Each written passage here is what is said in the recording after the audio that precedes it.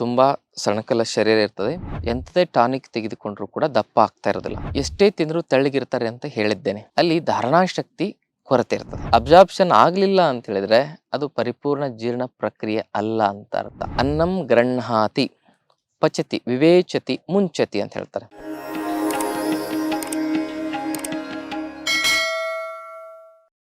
ಓಂ ಶ್ರೀ ಗುರು ಬಸವಲಿಂಗಾಯ ನಮಃ. ಓಂ ನಮಃ ಶಿವಾಯ.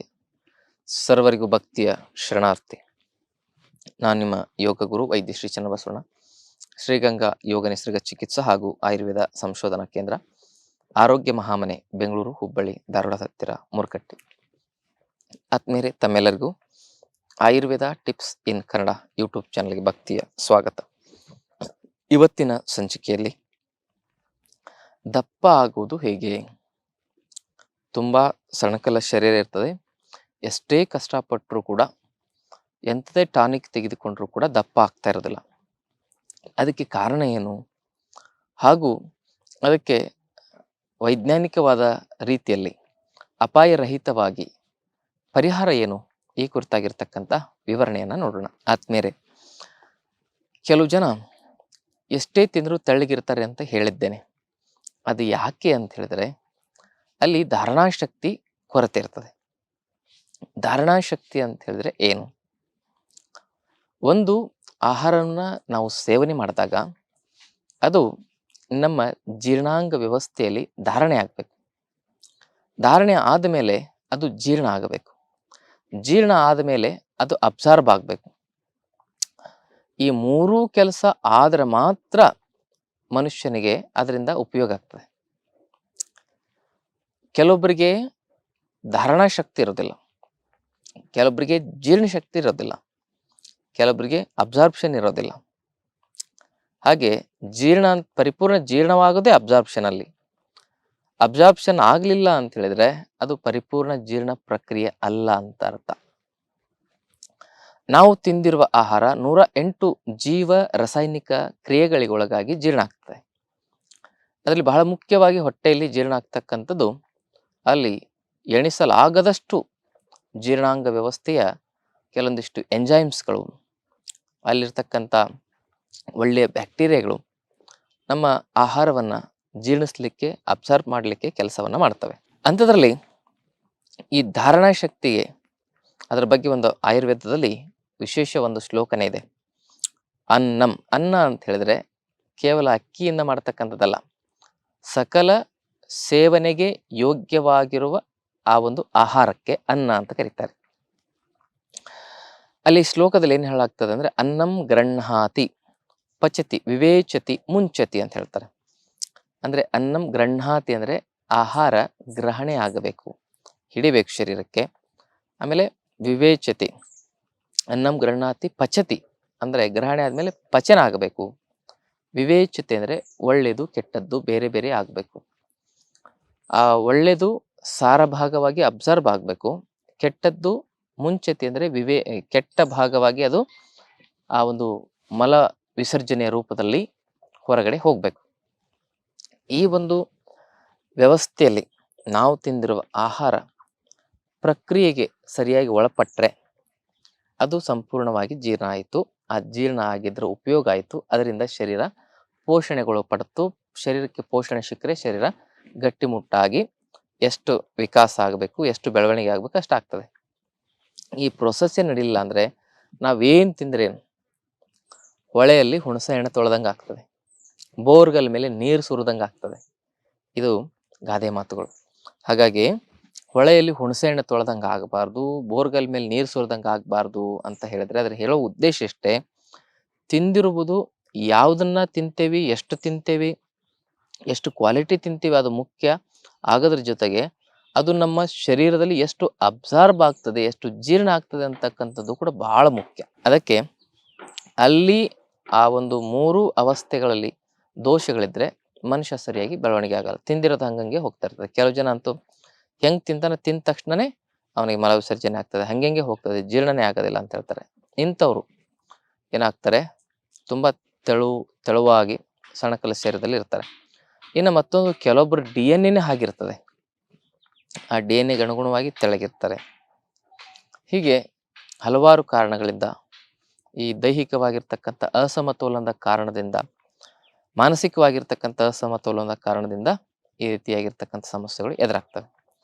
ಹೀಗೆ ಮುಖ್ಯವಾಗಿ ಇಲ್ಲಿ ನಾ ಹೇಳಿರ್ತಕ್ಕಂಥ ಆ ಜೀರ್ಣಾಂಗ ವ್ಯವಸ್ಥೆಯನ್ನು ಸುಧಾರಿಸಿ ಮಾನಸಿಕ ದೈಹಿಕವಾಗಿರ್ತಕ್ಕಂಥ ಎಲ್ಲ ಅಸಮತೋಲನಗಳನ್ನು ಸರಿಪಡಿಸ್ತಕ್ಕಂಥ ಕೆಲವೊಂದಿಷ್ಟು ಮೇಧ್ಯವಾಗಿ ಕೆಲಸ ಮಾಡಿ ಜೀರ್ಣಾಂಗ ವ್ಯವಸ್ಥೆಯನ್ನು ಗಟ್ಟಿಗೊಳಿಸಿ ನಮ್ಮ ಶರೀರಕ್ಕೂ ಕೂಡ ಪುಷ್ಟಿ ತುಂಬತಕ್ಕಂಥ ಮನೆಮದ್ದುಗಳನ್ನು ಹೇಳ್ತೇನೆ. ಅವುಗಳು ಯಾವುವು ಅಂತ ಹೇಳಿದ್ರೆ, ಮೊದಲನೇದ್ದು ಇದನ್ನ ಕಾಶಿ ಹಲ್ವಾ ಅಂತ ಕರೀತಾರೆ. ಆಯುರ್ವೇದದಲ್ಲಿ ಇದನ್ನ ಕೂಷ್ಮಾಂಡ ರಸಾಯನ ಅಂತ ಕೂಡ ಕರೀತಾರೆ. ಅದು ನೀವು ಮನೆಯಲ್ಲೇ ತಯಾರಿಸ್ಕೊಳ್ಳೋದು ಹೇಗೆ ಅಂತ ಹೇಳಿದ್ರೆ, ಒಂದು 100 ಗ್ರಾಮ್ನಷ್ಟು, ಈಗ ನಾ ಹೇಳ್ತಾ ಇರ್ತಕ್ಕಂಥದ್ದು ವಿಶೇಷವಾಗಿರ್ತಕ್ಕಂಥ ಹಲ್ವಾ. ಇದು ಕಾಶಿ ಹಲ್ವಾ ಬೇರೆ ಬೇರೆ ಮಾಡ್ತಾರೆ, ನಾ ಹೇಳ್ತಕ್ಕಂಥದ್ದು ವಿಶೇಷವಾಗಿರ್ತಕ್ಕಂಥ ಹಲ್ವಾ. ಇದು ಅದಕ್ಕಿಂತ ಡಿಫ್ರೆಂಟಾಗಿ ಹೇಳ್ತೇನೆ. ಅದನ್ನ ನೀವು ತಯಾರಿಸ್ಕೊಳ್ಬೇಕು. ಎಷ್ಟು ಅಂತ ಹೇಳಿದ್ರೆ, ಒಂದು ಚಮಚದಷ್ಟು ಸಾಕು. 1 ಚಮಚದಷ್ಟು ಗೋಧಿ ಹಿಟ್ಟು, 1 ಚಮಚ ಅಂದರೆ ಟೀ ಸ್ಪೂನ್ ಅಷ್ಟು. 1 ಚಮಚದಷ್ಟು ಉದ್ದಿನ ಹಿಟ್ಟು, 1 ಚಮಚ ಗೋಧಿ ಹಿಟ್ಟು, 1 ಚಮಚ ಉದ್ದಿನ ಹಿಟ್ಟು, ಆಯ್ತಾ. ಆಮೇಲೆ 1 ಹಿಡಿ ಬೂದು ಕುಂಬಳಕಾಯಿ ತುರಿ, ಆಮೇಲೆ ಒಂದು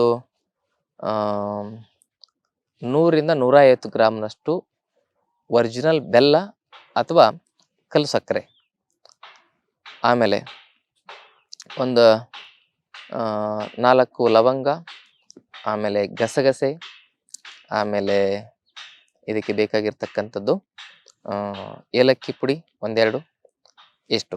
ಈ ಗಸಗಸೆ, ಲವಂಗ ಮತ್ತು ಏಲಕ್ಕಿ ಪುಡಿಯನ್ನು ಕುಟ್ಟಿ ಪುಡಿ ಮಾಡಿ ಇಟ್ಕೊಳ್ಬೇಕು ಇನ್ನು ಹೇಳಿರ್ತಕ್ಕಂಥ ಪ್ರಮಾಣದಲ್ಲಿ. ಹೀಗೆಲ್ಲ ಈ ಪದಾರ್ಥಗಳನ್ನು ತೆಗೆದಿಟ್ಕೊಳ್ಳಿ. ಆಮೇಲೆ ಒಂದು ಸ್ವಲ್ಪ ಪ್ರಮಾಣದಷ್ಟು, ಎಷ್ಟು, 1-2ರಿಂದ 3 ಚಮಚದಷ್ಟು ತೆಂಗಿನಕಾಯಿ ತುರಿ, ಅದನ್ನು ತೆಗೆದಿಟ್ಕೊಳ್ಳಿ. ಇಷ್ಟೆಲ್ಲ ಪದಾರ್ಥಗಳು ಬೇಕು. ಆಮೇಲೆ ಒಂದು ಸ್ವಲ್ಪ ತುಪ್ಪ ಬೇಕು, ಒಂದು 3-4 ಚಮಚದಷ್ಟು ತುಪ್ಪ. ಆಮೇಲೆ ಗೋಡಂಬಿ, ದ್ರಾಕ್ಷಿ, ಬಾದಾಮಿ ಇವೆಲ್ಲ ಡ್ರೈ ಫ್ರೂಟ್ಸ್ಗಳೇನಿದಾವಲ್ಲ, ಇವುಗಳನ್ನ ಪುಡಿ ಮಾಡಿಟ್ಕೊಳ್ಳಿ. ಎಲ್ಲ ಸೇರಿದರೆ 1 ಚಮಚ ಪುಡಿ. ಆಮೇಲೆ ದ್ರಾಕ್ಷಿ ಮತ್ತು ಖರ್ಜೂರವನ್ನು ಒಂದು ಖರ್ಜೂರ ಅಥವಾ ಒಂದು 4-5, ಒಂದು 8-10ರಿಂದ 8-10 ಒಣ ದ್ರಾಕ್ಷಿ, ಅವುಗಳನ್ನೆಲ್ಲ ಸಣ್ಣಾಗಿ ಹೆಚ್ಚಿಟ್ಕೋಬೇಕು. ಇಷ್ಟೆಲ್ಲ ಪದಾರ್ಥಗಳನ್ನು ತೆಗೆದಿಟ್ಕೊಳ್ಳಿ. ಮೊದಲು ಏನು ಮಾಡ್ಬೇಕಂದ್ರೆ, ತುಪ್ಪವನ್ನು ಹಾಕಬೇಕು ಬಾಣಲಿಗೆ. ಹಾಕಿ ಅದರಲ್ಲಿ ಏನು ಮಾಡ್ಬೇಕಂದ್ರೆ, ಈ ಬೂದು ಕುಂಬಳಕಾಯಿ ತುರಿಯನ್ನು ಹುರಿಬೇಕು. ಚೆನ್ನಾಗಿ ಅದರಲ್ಲಿ ನೀರು ಹೋಗೋವರೆಗೂ ಹುರಿತಾ ಹೋಗ್ಬೇಕು. ಅದು ನೀರಿನ ಅಂಶ ಹೋಗಿ ತುಪ್ಪದಲ್ಲಿ ಅದೇನಾಗ್ತದೆ, ಚೆನ್ನಾಗಿ ಫ್ರೈ ಆಗ್ತದೆ. ಅದಾದಮೇಲೆ ಅದರಲ್ಲಿ ನೀವು ಈ ಗೋಧಿ ಮತ್ತು ಉದ್ದಿನ ಹಿಟ್ಟಿರ್ತದಲ್ಲ, ಅದನ್ನು ನೀರಲ್ಲಿ ಕಲಿಸ್ಕೊಂಡು ಅದ್ರ ಮೇಲೆ ಹಾಕಬೇಕು. ಹಾಕಿ ಮತ್ತು ನೀರು ಹೋಗೋವರೆಗೂ ಅದನ್ನೆಲ್ಲ ಚೆನ್ನಾಗಿ ಕುದಿಸ್ಕೋಬೇಕು. ಇದಾಯಿತು. ಇದಾದಮೇಲೆ ಏನು ಮಾಡ್ಬೇಕಂದ್ರೆ, ಬೆಲ್ಲ ಮತ್ತು ಈ ಕಲ್ಸಕ್ಕರೆ 2ರಲ್ಲಿ 1, ಅದನ್ನೇನು ಮಾಡ್ಬೇಕಂದ್ರೆ ಪಾಕ ಮಾಡಿ ಅದ್ರ ಮೇಲೆ ಹಾಕಬೇಕು. ಹಾಕಿ ಮತ್ತೆ ಅದನ್ನು ಕುದಿಸ್ಬೇಕು. ಕುದಿಸಿ ಎಲ್ಲ ಸ್ವಲ್ಪ ಗಟ್ಟಿ ಆದ ಮೇಲೆ ಆಮೇಲೆ ಅದ್ರ ಮೇಲೆ ಏನು ಹಾಕ್ಬೇಕಂತ ಹೇಳಿದ್ರೆ, ಶುಂಠಿ, ಲವಂಗ, ಆಮೇಲೆ ಇದೇನಿದೆ ಗಸಗಸೆ, ಏಲಕ್ಕಿ, ಇವುಗಳನ್ನ ಪುಡಿ ಮಾಡಿ ಹಾಕಬೇಕು. ಡ್ರೈ ಫ್ರೂಟ್ಸನ್ನು ಹಾಕಬೇಕು. ಇಷ್ಟೆಲ್ಲ ಹಾಕಿದಾಗ ಅದೊಂದು ಪರಿಪೂರ್ಣವಾಗಿರತಕ್ಕಂಥ ಪ್ರೋಟೀನ್, ವಿಟಮಿನ್ಸ್, ಮೈಕ್ರೋನ್ಯೂಟ್ರಿಯೆಂಟ್ಸ್, ಫೈಬರ್ ಹಾಗೂ ಮೇಧ್ಯ ಅಂಶಗಳನ್ನು ಹೊಂದಿರತಕ್ಕಂಥ ಅದ್ಭುತವಾಗಿರ್ತಕ್ಕಂಥ ಪೋಷಕ ಅಂಶಗಳ ಒಂದು ಮಧುರ ರಸವನ್ನು, ಮಧುರ ವಿಪಾಕವನ್ನು ಹೊಂದಿರತಕ್ಕಂಥ ಒಂದು ರಸಾಯನವಾಗಿ ತಯಾರಾಗ್ತದೆ. ಅದನ್ನು ನೀವು ಒಂದು ದಿನ ಮಾಡಿಟ್ಕೊಂಡ್ರೆ, ಅದನ್ನ ನೀವೇನು ಮಾಡ್ಬೇಕಂದ್ರೆ, ಬೆಳಗ್ಗೆ ಅರ್ಧ ಭಾಗ, ಸಾಯಂಕಾಲ ಅರ್ಧ ಭಾಗ ಸೇವನೆ ಮಾಡಬೇಕು, ದಿನಕ್ಕೆ 2 ಹೊತ್ತು. ಹೀಗೆ ಇದನ್ನು ಏನು ಮಾಡಬೇಕು, ನಿರಂತರವಾಗಿ 1 ತಿಂಗಳು ಸೇವನೆ ಮಾಡೋದು. ಹೀಗೆ ಸೇವನೆ ಮಾಡಿ, ಇದರ ಜೊತೆಗೆ ನೀವು ಗೋಧಿ ಪಾಯಸ, ಆಮೇಲೆ ಏನಂತ ಹೇಳಿದ್ರೆ ಅಕ್ಕಿ ಪಾಯಸ, ಈ ರೀತಿ ಸ್ವೀಟ್ ಆಗಿರ್ತಕ್ಕಂಥ ಮೇಧ್ಯ ಅಂಶಗಳನ್ನು ಹೊಂದಿರತಕ್ಕಂಥದ್ದನ್ನು ತಿನ್ನಬೇಕು. ಆಮೇಲೆ ಉದ್ದಿನ ಬೇಳೆ ಪಲ್ಯ, ಆಮೇಲೆ ಹೆಸರು ಕಾಳು ಪಲ್ಯ, ಆಮೇಲೆ ಗೋಧಿಯ ಪದಾರ್ಥಗಳು, ಚಪಾತಿ ಆಗಿರ್ಬೋದು, ಗೋಧಿಯಿಂದ ಮಾಡಿರ್ತಕ್ಕಂಥ ಮುದ್ದೆ ಆಗ್ಬೋದು, ಇಂಥವೆಲ್ಲ ಗುರು ಆಹಾರಗಳನ್ನು ಸೇವನೆ ಮಾಡೋದು. ಹೀಗೆ ಇದನ್ನು ಸೇವನೆ ಮಾಡ್ತಾ ಬಂದರೆ ನಿಮ್ಮ ತೂಕ ಜಾಸ್ತಿ ಆಗ್ತಾ ಹೋಗುತ್ತೆ. ದಿ ಬೆಸ್ಟ್ ನ್ಯಾಚುರಲ್, ಮತ್ತು ನಾವು ಹಲವಾರು ಜನರ ಮೇಲೆ ಪ್ರಯೋಗ ಮಾಡಿ ನೋಡಿರ್ತಕ್ಕಂಥದ್ದು, ಹಾಲು ಕುಡಿತಾ ಬನ್ನಿ, ಅದರಿಂದನೂ ಕೂಡ ಶರೀರ ದಪ್ಪ ಆಗ್ತದೆ. ಆಮೇಲೆ ಮತ್ತೊಂದೇನು ಅಂತ ಹೇಳಿದ್ರೆ, ಟೈಮಿಗೆ ಸರಿಯಾಗಿ ಆಹಾರ ಸೇವನೆ ಮಾಡಬೇಕು, ಸಮಯಕ್ಕೆ ಸರಿಯಾಗಿ ಮಲಗಬೇಕು, ರಾತ್ರಿ ಬೇಗ ಮಲಗಿ ಬೆಳಗ್ಗೆ ಬೇಗ ಏಳಬೇಕು. ಪ್ರಾಣಾಯಾಮಗಳನ್ನು ಕೂಡ ಮಾಡೋದು ಬಹಳ ಒಳ್ಳೆಯದು. ಕಪಾಲಭಾತಿ, ಆಮೇಲೆ ನಾಡಿ ಶುದ್ಧಿ ಪ್ರಾಣಾಯಾಮ, ಭ್ರಾಮರಿ ಪ್ರಾಣಾಯಾಮ, ಇವೆಲ್ಲ ಪ್ರಾಣಾಯಾಮಗಳನ್ನ ಮಾಡಬೇಕು, ಭಾಳ ಒಳ್ಳೆಯದು. ಈ ಪ್ರಾಣಾಯಾಮಗಳ ಬಗ್ಗೆ ಮಾಹಿತಿ ಬೇಕಂದರೆ ವೈದ್ಯ ಶ್ರೀ ಚನ್ನಬಸವಣ್ಣ ಅಂತ ಯೂಟ್ಯೂಬ್ನಲ್ಲಿ ಸರ್ಚ್ ಮಾಡಿ ಆ ಪ್ರಾಣಾಯಾಮಗಳನ್ನು ಸರ್ಚ್ ಮಾಡೋದ್ರಿಂದ ನಿಮಗೆ ಆ ಪ್ರಾಣಾಯಾಮಗಳು ಸಿಗ್ತವೆ. ಆ ಪ್ರಾಣಾಯಾಮಗಳ ಸಂಪೂರ್ಣ ವಿವರಣೆಯನ್ನು ಹೇಳಿದ್ದೇನೆ. ಅಲ್ಲಿ ಮುಖ್ಯವಾಗಿ ಏನಾಗುತ್ತೆ, ಸಮಾನ ವಾಯು, ಪಾಚಕ ಪಿತ್ತ ಇದು ಕೆಲಸ ಮಾಡ್ತಾ ಇರ್ತದೆ ಜೀರ್ಣಾಂಗ ವ್ಯವಸ್ಥೆಗೆ. ಆ ಪ್ರಾಣಾಯಾಮ ಮಾಡೋದ್ರಿಂದ ಸಮಾನ ವಾಯು ಮತ್ತು ಪಾಚಕ ಪಿತ್ತ ಕ್ರಿಯಾಶೀಲವಾಗಿ ಜೀರ್ಣಾಂಗ ವ್ಯವಸ್ಥೆ ಸದೃಢವಾಗಿ ನಾವು ತಿಂದಿರ್ತಕ್ಕಂಥ ಈ ರಸಾಯನ ಆಗಿರ್ಬೋದು, ಆಹಾರ ಪದಾರ್ಥ ಆಗಿರ್ಬೋದು, ಸಂಪೂರ್ಣವಾಗಿ ಅಬ್ಸರ್ವ್ ಆಗ್ತದೆ. ಜೀವಶಕ್ತಿ ಅಲ್ಲಿ ವೀಕ್ ಆಗಿರ್ತದೆ, ಜೀರ್ಣಾಂಗ ವ್ಯವಸ್ಥೆಗೆ ತೊಂದರೆ ಆಗಿರ್ತದೆ. ಅವೆಲ್ಲ ಅಸಮತೋಲನಗಳನ್ನ ಪ್ರಾಣಾಯಾಮಗಳ ಮೂಲಕ ನಾವು ಸರಿಪಡಿಸ್ಕೊಳ್ಳೋದ್ರ ಮೂಲಕ ನಮ್ಮ ಈ ಸಮಸ್ಯೆಗಳನ್ನ ಸರಿಪಡಿಸ್ಕೊಳ್ಬಹುದು.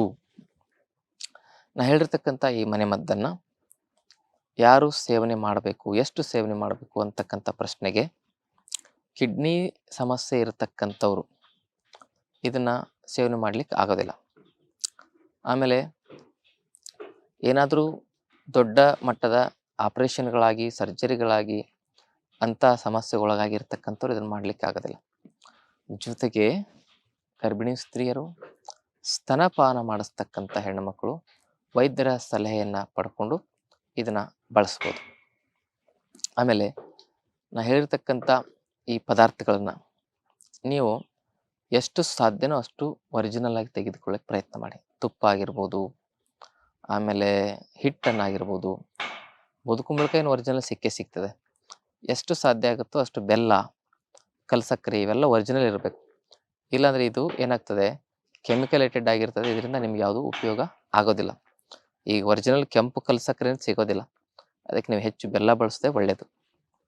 ಇದಿಷ್ಟು ಮಾಡಿದರೆ ನಿಮಗೆ ಇದರಿಂದ ಒಳ್ಳೆಯದಾಗಿ ಆಗ್ತದೆ. ಭಾಳ ಜನರ ಮೇಲೆ ನಾವು ಪ್ರಯೋಗ ಮಾಡಿ ಹೇಳ್ತಾ ಇದ್ದೇವೆ. ಆದ್ಮೇಲೆ ಈ ಮಾಹಿತಿ ಇಷ್ಟ ಆದರೆ ಬಂಧು ಮಿತ್ರರನ್ನು ಶೇರ್ ಮಾಡ್ಕೊಳ್ಳಿ. ಇದನ್ನು ಎಷ್ಟು ಸೇವನೆ ಮಾಡಬೇಕಂದ್ರೆ 1 ರಿಂದ 3 ತಿಂಗಳವರೆಗೂ ಇದನ್ನು ಸೇವನೆ ಮಾಡಬಹುದು. ನೀವು ಯಾವಾಗ ದಪ್ಪ ಆಗ್ತೀರಾ ಅವಾಗ ಬಿಟ್ಬಿಡ್ಬೋದು. ಈ ನಮ್ಮ ಚಾನಲ್ ಸಬ್ಸ್ಕ್ರೈಬ್ ಮಾಡ್ಕೊಂಡಿಲ್ಲ ಅಂದರೆ ದಯವಿಟ್ಟು ಸಬ್ಸ್ಕ್ರೈಬ್ ಮಾಡ್ಕೊಳ್ಳಿ. ಭಕ್ತಿಯ ಶರಣಾರ್ಥಿ.